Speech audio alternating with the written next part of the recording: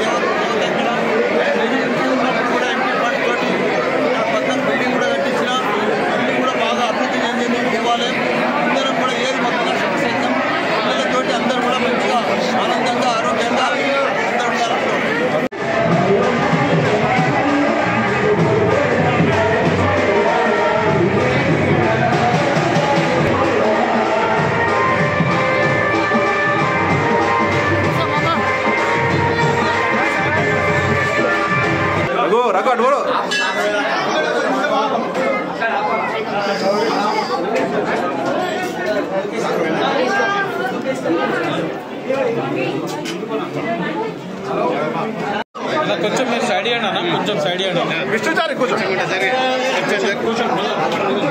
కూర్చోండి కూర్చోండి అన్న, మంచిగా కూర్చోండి.